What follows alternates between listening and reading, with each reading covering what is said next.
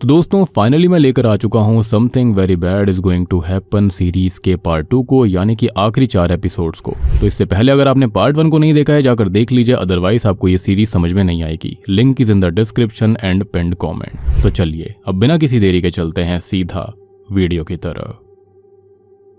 तो 5वां एपिसोड शुरू होता है रेचल और जूल्स को दिखाते हुए, जो कि कार से घर वापस लौट रहे थे। और घर आकर जूल्स रेचल से यही पूछने लगता है कि वो आगे क्या करेगी। इस पर वो ये कहने लगती है कि फिलहाल वो सबके सामने खुश रहने की, खुश दिखाने की कोशिश करेगी और शादी वाले दिन वो मौत से बचती रहेगी। इसके बाद सब सही हो जाएगा क्योंकि निकी उसका सच्चा साथी ही है। इस पर जूल्स पूछता है कि वो पूरी तरह श्योर है ना, तो वो कहती है कि वो 92% तो श्योर ही है, यानी कि अभी भी वो 100% श्योर नहीं थी। खैर अभी दोनों अपने अपने रूम में चले जाते हैं और नेल जूल्स से पूछती है कि वो कहाँ पर गया था। इस पर वो उससे ये पूछता है कि क्या वो कर्ज जैसी चीजों में यकीन करती है। वहीं रेचल अपने रूम में आकर निकी से बात करती है और ये कहती है कि वो उसका सच्चा साथी है। उसकी माँ सही कहती थी कि वो दिल का साफ है, और वो भी ये कहता है कि रेचल भी उसकी सच्ची साथी है। और बात करते करते दोनों इंटीमेट होने लगते हैं। अब अगले दिन वो दोनों तैयार होते हैं और शादी में अभी भी 2 दिन बचे हुए थे। तो आज एक पार्टी रखी जाती है जिसमें सभी लोग आए हुए थे। यहाँ पर पार्टी में डॉक्टर कैनिंगम और विक्टोरिया अपनी लव स्टोरी सुनाने लगते हैं कि वो कैसे मिले थे। तो डॉक्टर कैनिंगम हॉस्पिटल में डॉक्टर हुआ करते थे और एक दिन विक्टोरिया वहां पर आई थी जब वो पहली बार मिले और उनको प्यार हो गया।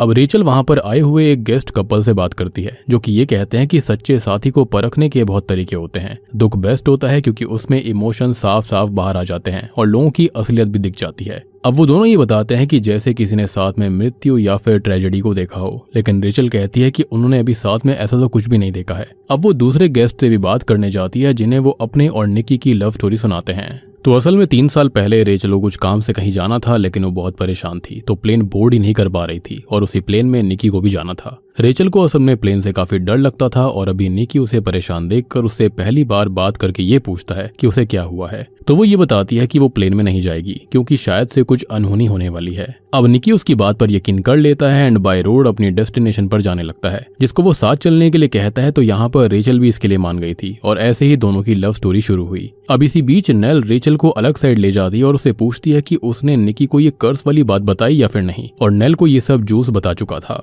अब रेचल ये कहने लगती है कि निकी ही उसका सच्चा साथी है, नहीं तो जिस शहर में वो रहता नहीं है उस शहर के एयरपोर्ट पर वो कैसे मिल सकता है, और ये बस तकदीर का लेखा जोखा है। जूस यहाँ पर आकर ये पूछता है कि निकी उस शहर गया क्यों था, जिस पर नेल कहती है कि क्या ही फर्क पड़ता है, लेकिन वो कहता है कि कुछ तो यहाँ पर ऑड लग रहा है। खैर अब रेचल यहाँ पर सभी गेस्ट लोगों से बात करती है और निकी की एक आंट उसे और रेचल को एक प्रैक्टिस कराती है जिसमें उन दोनों को एक दूसरे की आंखों में देखना था। और अचानक से रेचल की हालत खराब होने लगती है, उसे अलेक्जेंड्रा के विजन्स आने लगते हैं, यानी कि अपनी माँ के। खुद का ध्यान भटकाने के लिए वो निकी को डांस फ्लोर पर ले जाती है और इसी बीच नेल जूल्स के पास आती है, जो कि अपने फोन पर कुछ चेक कर रहा होता है। अब जूल्स ये बोलता है कि वो असल में ऑस्टिन शहर में रहने वाली निकोलस की निकी नाम की ही एक्स गर्लफ्रेंड के बारे में पता करना चाहता है। नेल उससे ये पूछने लगती है कि वो ऐसा कर क्यों रहा है और उसको इससे क्या लेना देना है, और नेल जूल्स को इस चीज का बर्डन नहीं उठाने देगी क्योंकि उसे रेचल के लिए इतना परेशान होना पड़ रहा था। तो वो ये कहता है कि उससे रेचल की माँ ने वादा लिया था कि वो रेचल को बचा लेगा। खैर अब वो अपनी कोशिश करना चाहता था। अब हम जानते हैं कि जूल्स के बचपन के ट्रॉमा ने उसको अंदर तक हिलाकर रख दिया था, लेकिन अब वो उस ट्रॉमा से हील हो सकता है। खैर अब नेल उसकी बात समझ जाती है, जो कि उसे निकोलस की एक्स गर्लफ्रेंड निकी का पूरा नाम बताकर वहां से चली जाती है।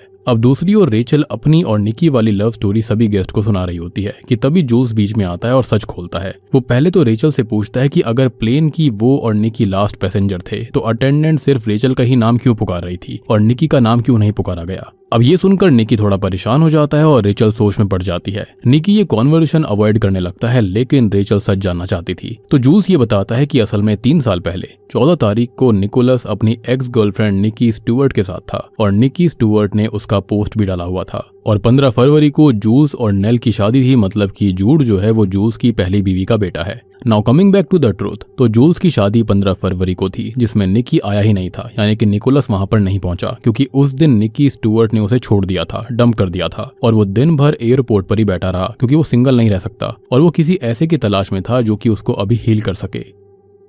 ऐसे में उसे वहाँ रेचल मिली और उसने एक लव स्टोरी बना ली, यानी कि कुछ की कुछ बातें बना दी। अब आगे जूल्स ये कहता है कि डेस्टिनी ने कभी भी रेचल और निकी को नहीं मिलाया था, तो यहाँ पर वो उसका सच्चा साथी कैसे हो गया। हालांकि जूल्स और रेचल जो हैं वो जरूर फेट से मिले हैं, तो कैसे? तो जूल्स के सामने ही रेचल पैदा हुई थी और उसकी माँ ने जूल्स से ही वो आखिरी शब्द कहे थे। खैर अभी निकी गुस्से में जूल्स से लड़ने लगता है, लेकिन शॉर्ट सर्किट से लाइट चली जाती है और एक वेटर गलती से ड्रिंक्स रेचल पर गिरा देता है, जिसको वो साफ करने के लिए रूम में चली जाती है। अब निकी उसके पीछे आता है और अब वो उस पर काफी गुस्सा कर रही थी कि उसने रेचल से कितनी सारी बातें झूठ कही। दोनों के बीच काफी झगड़ा होता है, जिसमें निकी ये भी बताता है कि उसने ही जे को इनविटेशन भेजा था और जो जूल्स ने कहा था वो सच था। उस दिन निकी का ब्रेकअप हुआ था अपनी एक्स गर्लफ्रेंड निकी स्टुअर्ट से। ये सब सुनकर रेचल को काफी दुख होता है कि वो निकी के लिए बस एक दिल बहलाने का जरिया थी, दुख मिटाने का जरिया थी, जिस पर वो कहता है कि अब वो उसे सच में प्यार करता है। खैर इसी बीच वहाँ पोर्सिया आकर उन दोनों को खाने के लिए इनवाइट करती है और सभी लोग डिनर के लिए इकट्ठे होते हैं। खैर अब तक रेचल काफी शराब पी चुकी थी, तो वो सभी गेस्ट के सामने अपने कर्ज के बारे में बता देती है कि शादी हुई और निकी उसका सच्चा साथी नहीं हुआ तो वो मारी जाएगी, और अगर वो भाग गई तो कर्ज निकी की ब्लड लाइन पर आ जाएगा। और इसी के साथ में 5वां एपिसोड यहीं पर खत्म हो जाता है।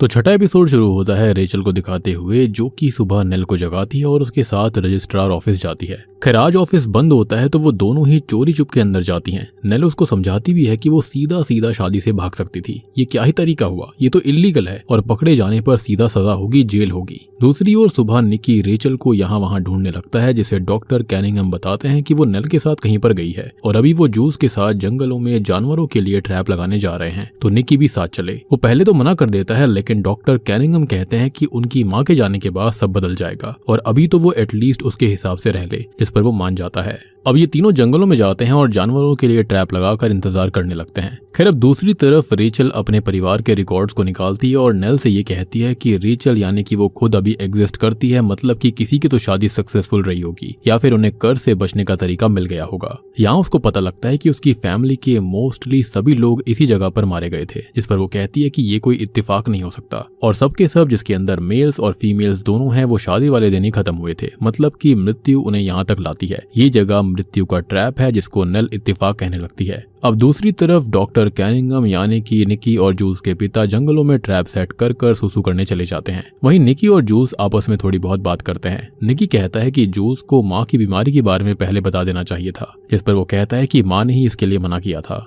वो आगे कहने लगता है कि सबको निकी बच्चा ही लगता है और सब उसे प्रोटेक्ट करने की सोचते रहते हैं। आगे वो ये भी कहता है कि वो तो बस रेचल को बचाना चाह रहा था और निकी को ये बात साबित करनी होगी कि वो उसका सच्चा साथी है। अब तभी उनको एक फॉक्स की आवाज सुनाई देती है, जिसके पास वो जाते हैं, लेकिन ट्रैप में उस फॉक्स का बस पैर ही फंसा हुआ था और वो अपना कटा हुआ पैर छोड़कर भाग चुकी थी। अब सभी लोग उस फॉक्स को ढूंढने जाते हैं, लेकिन दूसरी ओर नेल और रेचल 200 साल पुराने रिकॉर्ड्स को निकालती है। उनको पता लगता है कि उनकी फैमिली में ये कर्ज मैरियान और थॉमस से शुरू हुआ था, जिनके 3 बच्चे थे, जिनमें एक ने शादी करी जो शादी वाले दिन ही खत्म हो गया था और बाकी 2 ने बिना शादी के बच्चे पैदा करे थे। आगे फैमिली में आधे लोगों ने शादी करी जो कि शादी वाले दिन खत्म हो गए और बाकियों ने बिना शादी के बच्चे पैदा करे थे। और अब आगे वाली फैमिली के अंदर भी आधे लोगों ने ही शादी करी थी जो कि शादी वाले दिन खत्म हो गए थे क्योंकि उनको सच्चा साथी नहीं मिला और बाकियों ने बिना शादी के ही बच्चे पैदा करे। और अलेक्जेंड्रा की माँ ने भी उसको बिना शादी के ही पैदा करा था, जिनकी खुद की बहन ने शादी करी और वो शादी वाले दिन ही खत्म हो गई। और इन सब शादियों में गवाह भी वही है जिसने रेचल को कर्ज के बारे में बताया था। और अब तक रेचल काफी ज्यादा हताश हो चुकी थी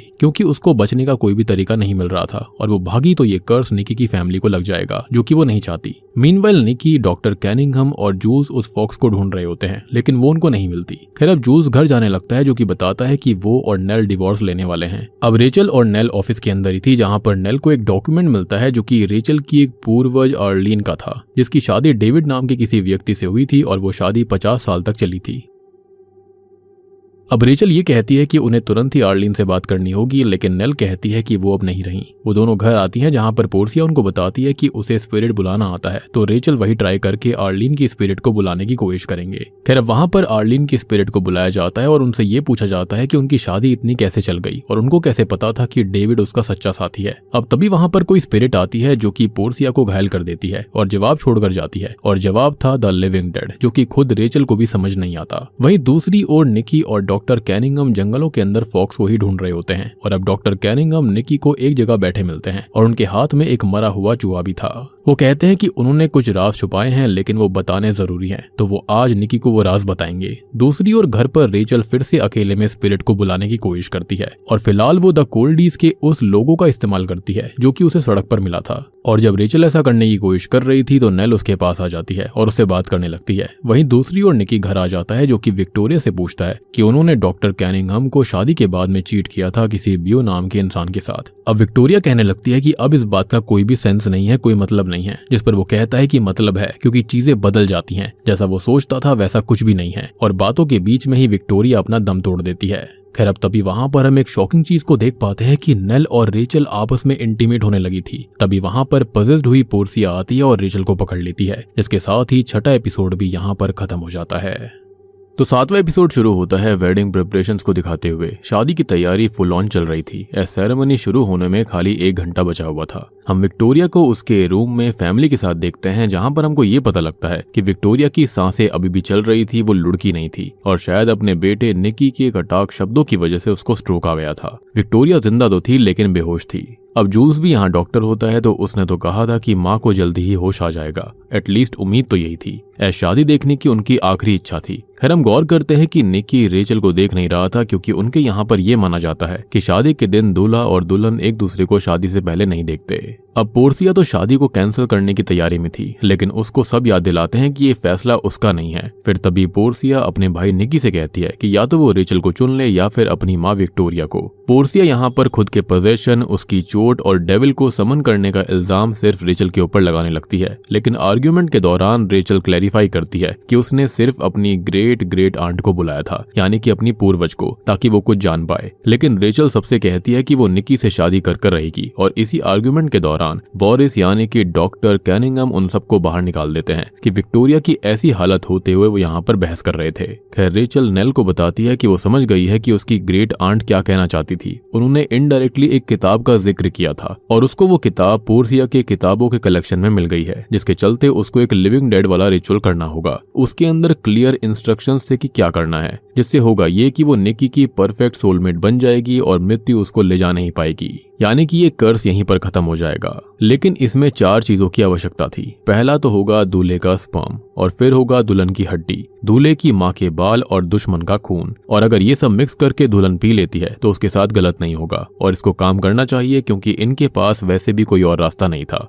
आज आखिरी दिन है, यानी कि कुछ ही घंटे बचे हुए थे। अब यहाँ नेल और रेचल किस के बारे में बात करते हैं, जहाँ पर नेल कहती है कि इसको बैचलर पार्टी का गिफ्ट समझो और मर्द भी तो ये काम करते हैं, इसमें कुछ भी गलत नहीं है, यानी कि ये दोनों ही बाइसेक्सुअल थी। खैर अब नेल और रेचल ने रिचुअल के काम को बांट लिया था और नेल ने जूल्स को सब बता दिया था कि आखिरकार करना क्या है, और जूल्स ने ऑलरेडी रेचल की माँ को देखा था कि क्या हुआ है, तो उसको इस कर्स पे यकीन था। नेल रेचल से बात करके इस चीज को छोड़ देने के लिए और भाग जाने के लिए भी कहती है, लेकिन रेचल का मानना था कि वो निकी के लिए परफेक्ट बनना चाहती है तो रिचुअल काम करेगा, उसको यकीन है, और जब तक उसको जीने का मौका मिलेगा उसको कोई फर्क नहीं पड़ता कि उसको करना क्या है। अब रेचल पोर्सिया से बात करने लगती है कि जो कुछ हुआ उसको भूल जाओ और कर्स रियल है, लेकिन पोर्सिया तो अभी भी शादी कैंसिल करने वाले आइडिया पर लगी हुई थी। लेकिन रेचल उसको समझाती है कि उसकी माँ की यही आखिरी इच्छा थी और हो सकता है कि वो थोड़ी देर में ठीक हो जाएं, तो प्लीज इस शादी को होने दो, जिसके चलते पोर्सिया को मानना पड़ता है। अब यहाँ पर हमको पता लगता है कि रेचल ये समझती थी कि पोर्सिया उससे नफरत करती है, तो वो उसका ही खून लेने का सोच रही थी, वो भी उसकी नाक की चोट से, लेकिन पोर्सिया ऐसा करने नहीं देती। अब बस तभी कैनिंघम परिवार के सारे गेस्ट आने शुरू हो जाते हैं और उनका खानदान बहुत बड़ा था। वहाँ पर वो मोटा आदमी यानी कि द विटनेस भी आ जाता है, जिसने रेचल को समझाया था कि क्या निकी उसका सच्चा सोलमेट है या फिर नहीं, यानी कि उसके मन में डाउट डाल दिया था, जिसने कि इस कर्ज के बारे में उसको बताया भी था। और ऐसा लग रहा था कि जैसे वो रेडी हो नए विक्टिम को देखने के लिए, जो कि खुद रेचल होने वाली थी या फिर यहाँ पर निकी का पूरा खानदान। रेचल अब 4 आइटम्स को कलेक्ट कर पाती उससे पहले ही जूड आकर उसको ये बताता है कि वेडिंग रिंग नहीं मिल रही है, तो दोनों ही अब अलग अलग जगहों पर उनको ढूंढने लगते हैं। जिस दौरान रेचल को द विटनेस मिलता है, जो कि रेचल को टॉन्ट करता है कि आज उसका आखिरी दिन होगा या फिर ये कर्ज इस खानदान पर आ जाएगा। और उसने रेचल की माँ की रिंग और नेकलेस पहना हुआ था, वो भी अपने हाथों में, और उसके पिता की टाई भी पहन रखी थी।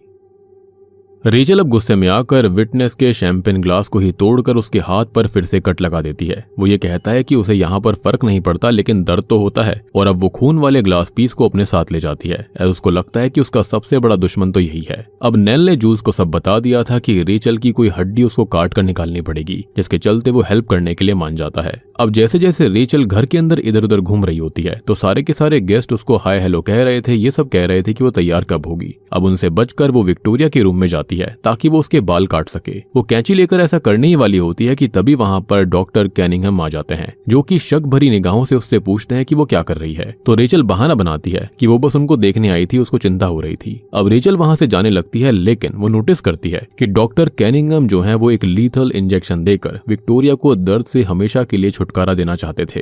रेचल उनको विक्टोरिया की जिंदगी खत्म करने से रोकने की कोशिश करती है, लेकिन वो जिद करते हैं कि विक्टोरिया धीरे धीरे हाथ से निकल रही है और सोते सोते ही वो मरना पसंद करेगी। लेकिन रेचल कहती है कि शादी में खाली 45 मिनट बचे हैं, एज आज सूरज डूबेगा 4:44 पर, तो उनके पास वैसे भी ज्यादा वक्त नहीं है, तो कुछ वक्त इंतजार करने से क्या ही बिगड़ जाएगा, जिसके चलते डॉक्टर कैनिंघम मान जाते हैं। खैर अब रेचल जब बाहर निकलती है तो हम उसके हाथ में विक्टोरिया के बाल देखते हैं, यानी कि उसने बाल पहले ही काट दिए थे।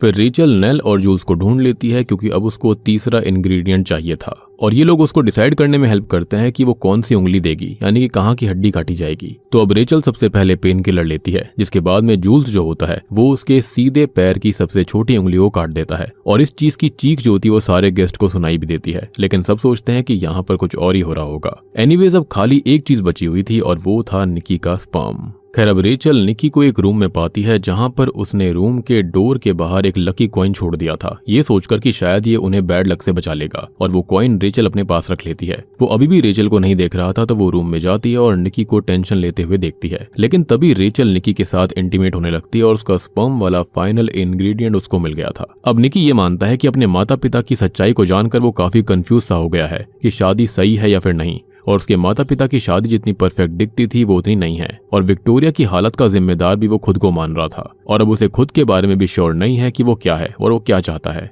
रेचल को महसूस होता है कि वो उससे दूर हो रहा है और रेचल उसको समझाती है। वो निकी को बोलती है कि वो एक अच्छा इंसान है और वो बस खुद पर ज्यादा सख्त हो रहा है। अब रेचल उसके पिता को वेडिंग में बुलाने के लिए भी माफ कर देती है क्योंकि इससे उसका दर्द कम हुआ था। एटलीस्ट उसको इस कर्स और बाकी चीजों के बारे में पता लगा, अदरवाइज उसको कभी भी सच्चाई पता नहीं लगती और उसको मौका भी नहीं मिलता खुद को बचाने का। रेचल अब उसको नेल के साथ करी हुई किस के बारे में बता देती है और वो उसको माफ भी कर देता है, और ये सब नेल ने जूल्स को ऑलरेडी सुबह बता दिया था, एज वो हर बात शेयर करते थे, यानी कि उनके बीच में कोई भी सीक्रेट नहीं था। अब हम देखते हैं कि निकी और रेचल के बीच में सब कुछ ठीक होता हुआ नजर आ रहा था, और अब निकी यहाँ पर रेचल को तैयार होने के लिए छोड़ जाता है। खैर अब सारे आइटम्स को रेडी करने के बाद में वो सब कुछ एक ग्लास में मिक्स करती है जिसके अंदर शैंपेन था, और वो उसको पीने के बारे में सोच रही होती है। अब दूसरी ओर बाहर वर्कर जो होते हैं वो फैमिली पेंटिंग को वापस लाते हैं जिसके अंदर अब रेचल भी शामिल हो गई थी।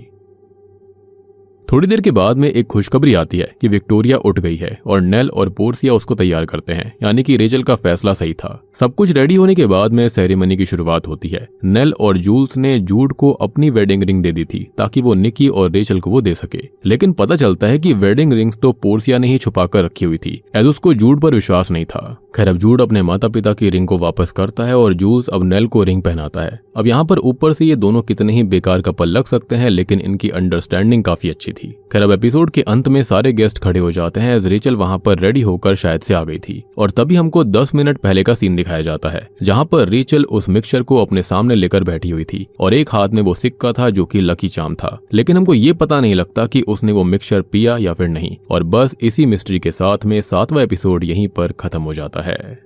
तो इस सीरीज का फिनाले एपिसोड यानी कि 8वां एपिसोड शुरू होता है रेचल को दिखाते हुए, जहां पर सीन टॉपसी टर्वी अपसाइड डाउन दिखता है। रेचल बड़े शानदार तरीके से चलते हुए आती है जिसको सभी वेलकम करते हैं। सेरेमनी के अंदर डॉक्टर कैनिंघम जो होते हैं वो ऑफिशिएटर बनते हैं और वो शुरुआत करते हैं कि शादी कितनी खूबसूरत होती है, ये एक पवित्र रिश्ता होता है। अब वाउज यानी कि कस्में लेते हुए रेचल अपने प्यार का इजहार करती है कि जिस तरह से वो दोनों मिले थे, कार के अंदर 4 दिन उन्होंने ट्रैवल किया था, वो सबसे खूबसूरत लम्हे थे और वो उससे शादी करेगी, वो उसका सच्चा साथी है, वो मानती है। लेकिन जैसा बहुत स्टार्टिंग में रेचल शादी के लिए एग्री नहीं थी, तो सेम चीज अब निकी करता है। वो शादी से इनकार कर देता है कि वो लोग ऐसे ही ठीक हैं बिना शादी के, यानी कि जैसे सोच रेचल की काफी समय पहले थी वो अब निकी की हो गई है और वो शादी से इनकार करके चल देता है। ये देखकर सभी शॉक्ड हो गए थे, स्पेशली रेचल, एज उसने ये एक्सपेक्ट नहीं किया था क्योंकि शादी के लिए प्रपोज करने वाला खुद निकी था। वो दोनों अब एक अलग रूम में जाकर बहसबाजी करने लगते हैं। निकी कहता है कि उससे प्यार करना मुश्किल है, एज वो हमेशा यही सोचती रहती है कि कुछ बुरा हो जाएगा। मतलब कुल मिलाकर बहसबाजी की बात ये थी कि दोनों को एहसास हो चुका था कि वो दोनों ही एक दूसरे के सच्चे साथी कभी थे ही नहीं। और निकी एक और बॉम्ब फोड़ता है कि उसने कभी रेचल की कर्ज वाली बात पर भरोसा किया ही नहीं था, यानी कि नेल और जूल्स कर सकते थे लेकिन खुद के होने वाला हस्बैंड ट्रस्ट नहीं कर रहा था। निकी ये भी बोल देता है कि वो खाली इस कर्ज की वजह से उससे शादी कर रही है, अदरवाइज उसको भी शादी नहीं करनी थी। अब ये सुनते ही रेचल का दिमाग सनक जाता है। वो कहती है कि जब उसने अपने माता पिता की खराब शादी देखी तो उसको एहसास हो गया कि शादी बेकार है, जबकि वो पिछले 3 साल से यही कहती आ रही थी। यानी कि उसे रेचल की सोच से फर्क नहीं पड़ता है, उसको खाली अपने माता पिता की नजरों में अच्छा रहना था। लड़ाई बहुत ही ज्यादा अगली हो जाती है और दोनों एक दूसरे को उल्टा सीधा बोलने लगते हैं। खैर अब शाम के 4:44 होने में कुछ ही वक्त बचा हुआ था और सबकी इज्जत दाव पर लगी हुई थी। तो पोर्सिया इन दोनों को लेने आती है, लेकिन निकी पोर्सिया को वहां से बाहर निकाल देता है और दरवाजा बंद कर लेता है। दूसरी ओर बाहर विक्टोरिया और पोर्सिया सभी गेस्ट को शांत करते हैं कि सब ठीक है, बस थोड़ी सी टेंशन है, शादी तो होगी ही। और नेल और जूल्स तो यहाँ पर टेंशन में थे कि होगा क्या। एस्कर्स की बात पर उन दोनों को पूरा विश्वास था।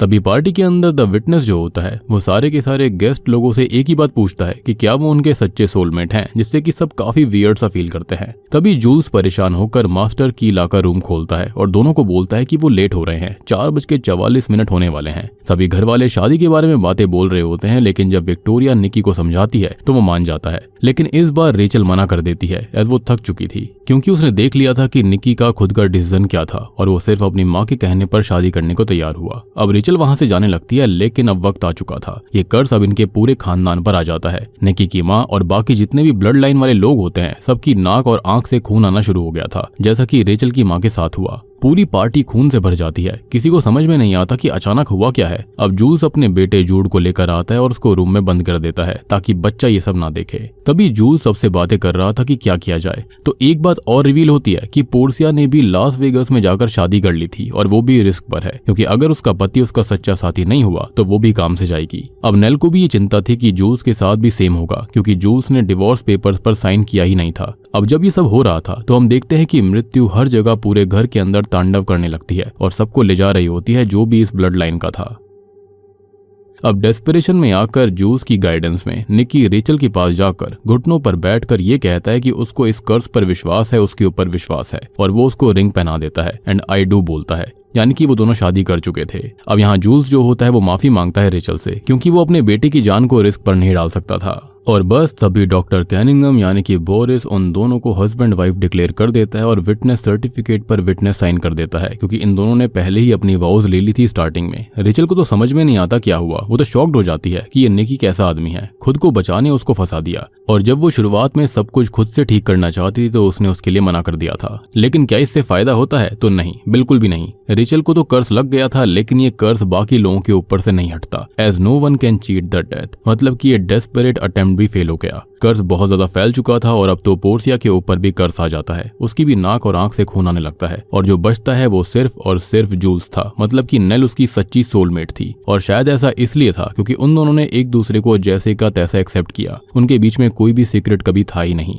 लेकिन बाकी सबके बीच कुछ ना कुछ सीक्रेट्स मौजूद थे। खैर अब कैनिंगम ब्लड लाइन वाले लोग धीरे धीरे खत्म होने लगते हैं और रेचल बाहर बर्फ में जाकर अपना दम तोड़ देती है। निकी को यकीन नहीं होता कि पोर्सिया विक्टोरिया सब खत्म हो गए और निकी अब अपने रूम में जाकर छोटे बच्चों की तरह टेडी बियर पकड़कर सदमे में चला गया था। खैर तभी एक डिफरेंट चीज होती है कि मृत्यु जानती थी कि रेचल के साथ धोखा हुआ है, तो विटनेस के ऊपर से अब ये कर्ज हट जाता है, यानी कि मृत्यु उसको लेने आ गई थी। और जैसे ही वो विटनेस खत्म होता है तो रेचल की जिंदगी लौट आती है, लेकिन अब वो खुद विटनेस बन गई थी, यानी कि वो काइंड ऑफ इमॉर्टल हो गई, यानी कि डेथ का गिफ्ट और कर्ज दोनों उसको मिल गया था। अब वो रूम में जाकर अपना लाइटर ढूंढती है ताकि वो सिगरेट पी सके, लेकिन निकी उसको देखकर कोई रिएक्शन ही नहीं देता, जैसे कि वो सदमे में खो गया हो। अब बाहर निकलते टाइम रेचल जूड को देखती है और जूड रेचल को देखकर डर रहा था कि आखिरकार ये जिंदा कैसे हो गई। लेकिन रेचल जूड को देखकर कहती है कि जो हुआ सच था और कोई चाहे कुछ भी कहे वो हमेशा याद रखे कि ये कर्ज रियल था, और हाँ ये कर्ज अभी भी पूरी तरह खत्म नहीं हुआ है। रेचल जूड से कहती है कि वो बड़ा होकर अपनी सोल में ठीक से चुने और वो तो आएगी ही विटनेस बनकर। खैर वो पुराने विटनेस से अपनी माँ की चेन, रिंग, फादर के कोट, टाई और पैंट को पहनकर उसी का ट्रक लेकर निकल पड़ती है, यानी कि वो जस्ट मैरिड वाला ट्रक विटनेस का ही था। अब रेचल यहाँ पर वीड पीती है, मस्त म्यूजिक सुनती है, हंसती है, एज अब वो हमेशा ऐसे ही रहेगी और कैनिंगम परिवार के मेंबर्स की शादी को देखेगी और विटनेस करेगी इस कर्ज को, जो कि पता नहीं कब खत्म होगा, यानी कि यहाँ पर वो जूड की शादी में जरूर आएगी। और बूम, इसी के साथ में something very bad is going to happen series यहीं पर खत्म हो जाती है। तो दोस्तों ये थी इस सीरीज की कहानी। अब देखो वेरी बैड सच में हुआ था अंत में, जो कि इस सीरीज का नाम है। सबसे शॉकिंग तो नेल और जूल्स वाला एंगल था, वो सच में सोलमेट निकले और इसलिए बच गए। अब निकी शायद इसलिए बच गया एस कपल में से एक ही खत्म होता है, तो रेचल यहाँ पर खत्म हुई थी और निकी इसके चलते बच गया। लेकिन जैसा कि हम जानते हैं कि रेचल के साथ धोखा किया गया था, तो मृत्यु ने उसको इमॉर्टल ही कर दिया और निकी के परिवार को सजा के रूप में बहुत ही भयानक तरह से खत्म करा गया था। और अगर निकी जो था वो रेचल से स्टार्टिंग में शादी कर लेता, इजीली मान जाता, तो यहाँ पर खाली रेचल खत्म होती, क्योंकि देखो यहाँ पर वो दोनों कभी भी सच्चे सोलमेट नहीं थे, या फिर खाली इन दोनों को यकीन करना था एक दूसरे पर, लेकिन ये यकीन कर नहीं पाए थे। लेकिन निकी ने सबके लगवा दिए, यानी कि सबके घोड़े लगवा दिए। बेचारा जूड भी इस कर्ज के लपेटे में आ चुका था। बेसिकली ये सीरीज आजकल की शादी और बाकी चीजों को लेकर एक सोशल मैसेज देती है। तो उम्मीद करता हूँ कि आपको सारी चीजें समझ में आ गई होंगी। समझ में आ गई हैं तो वीडियो को लाइक कर दीजिए, चैनल के ऊपर नए हो तो सब्सक्राइब कर लो। और हाँ, मुझे पता है कि आप सभी सुजल द वोर्टेक्स सीजन 2 का इंतजार कर रहे हो, तो उसका वीडियो भी बहुत ही जल्दी आने वाला है, तो जल्दी से चैनल को सब्सक्राइब कर लीजिए। और अगर पार्ट 1 नहीं देखा है तो जाकर देख लीजिए, उसका लिंक आपको नीचे डिस्क्रिप्शन पिन कॉमेंट में मिल जाएगा। तो मैं आप सबको मिलता हूँ अगली वीडियो के साथ में, तब तक के लिए